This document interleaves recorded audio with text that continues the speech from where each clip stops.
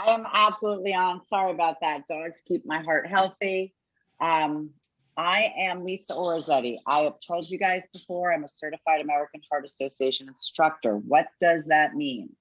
That means if you're in a business that needs to have certification for CPR, AED, and choking, I'm your girl. But I'm not going to continue. I've asked the asks, right?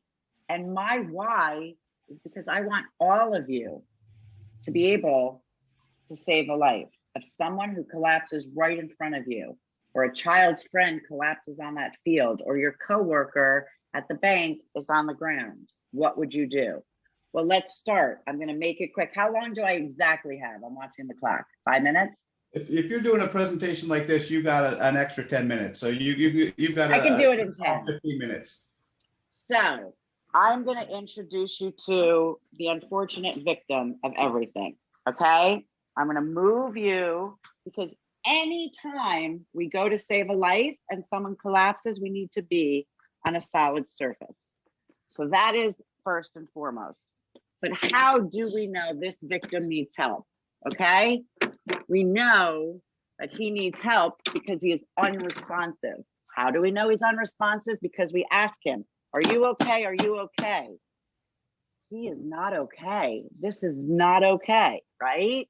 We lightly put our hand on their chest, feel for breathing. No way.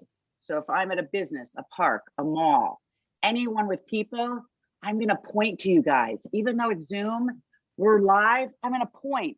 You call 911. Why? Because human nature is going to say, especially in this day of cell phones, that people are just going to be taking pictures and think this is so cool and put it on, Facebook.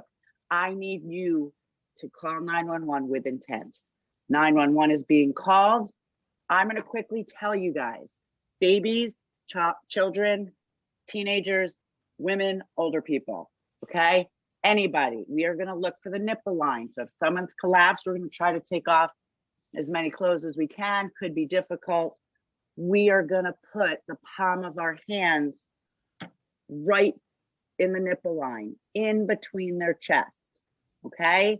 We are pushing down the chest cavity to keep the heart pumping. That's it. That's how easy CPR is. We are pushing down the chest to keep the heart pumping. What does the heart do?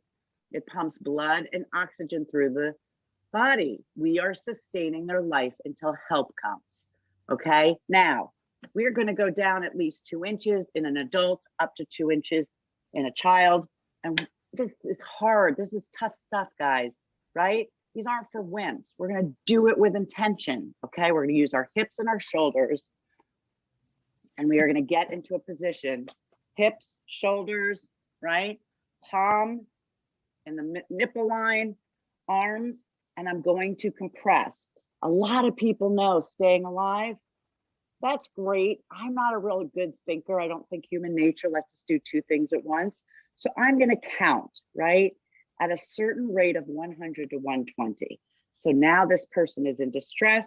1 and 2 and 3 and 4 and 5. And that's it.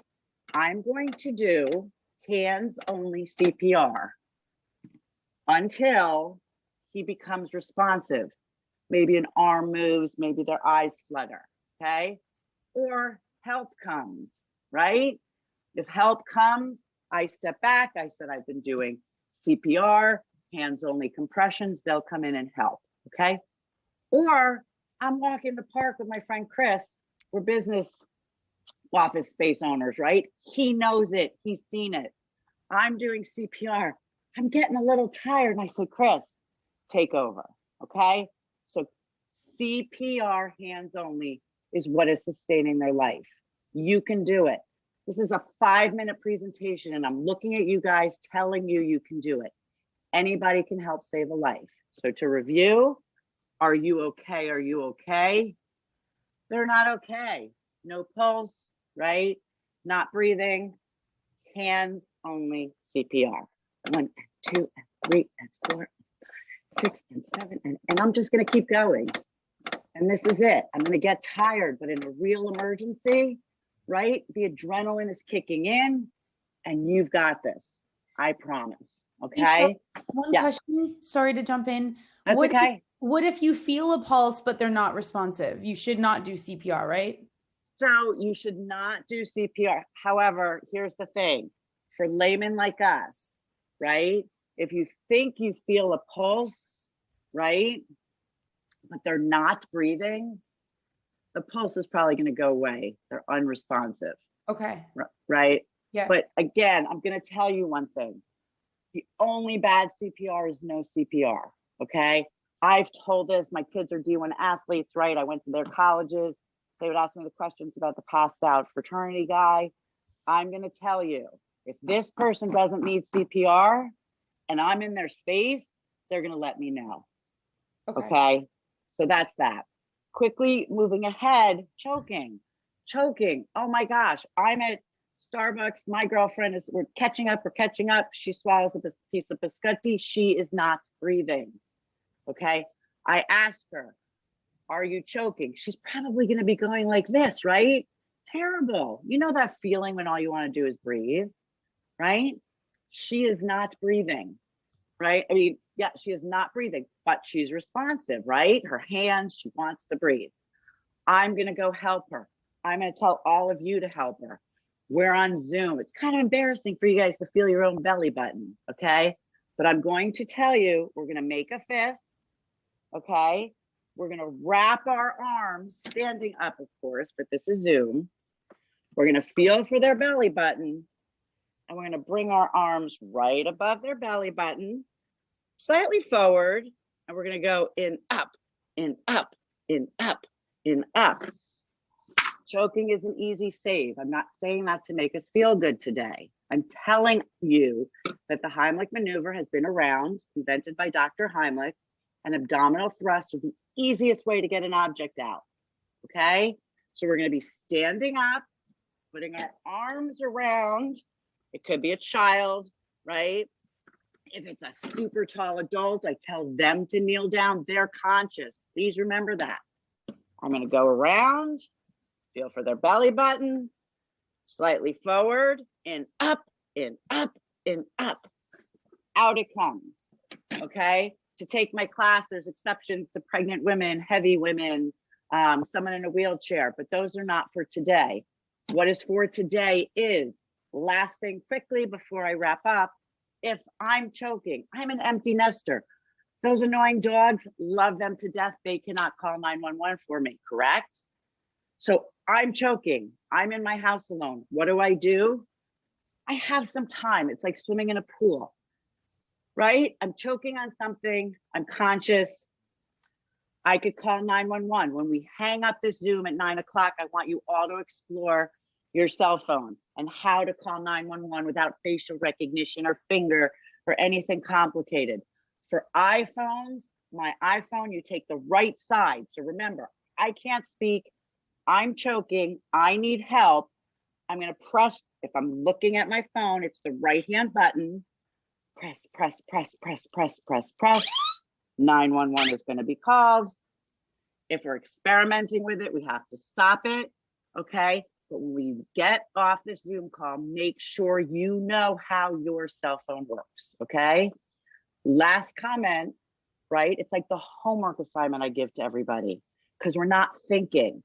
Right? We think it's going to happen to someone else. Or I always use the slogan, it's happening to someone at work. If it happens to us, especially in our homes, you're going to look at your house, your apartment, your condo, and you're going to make sure rescue vehicles can see your house number. Okay?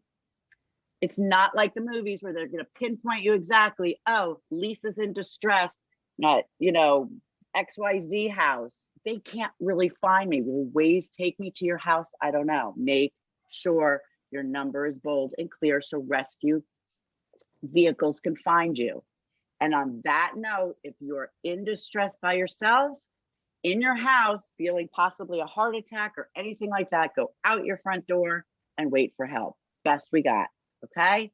So that is just a quick today, happy, heart safe way to make your April 21st a little brighter, a little safer. And I want you guys to remember one thing, okay? You've got this. The only bad CPR is no CPR. I am not going to have anybody sit around and watch someone else have the life taken out of them. Pumping their heart sustains their life. So I think we might not have time for questions. You can email me, text me, or take like a minute of questions. Yep, we can go with questions, and that was a wonderful, wonderful presentation. And I Thank can't, you. before we take the questions, I can't stress enough, my wife's a certified nurse. She needed to be recertified. She's done this 100 times. She said Lisa was the best she's ever had. Thank you. Questions, anybody? And there's no such thing as bad questions. Lisa, what if it's a small person? I would be afraid of hurting them. Okay, so first, number one thing about CPR, we are never going to be afraid. If someone has no pulse and is not breathing, there is nothing we can do to hurt them more.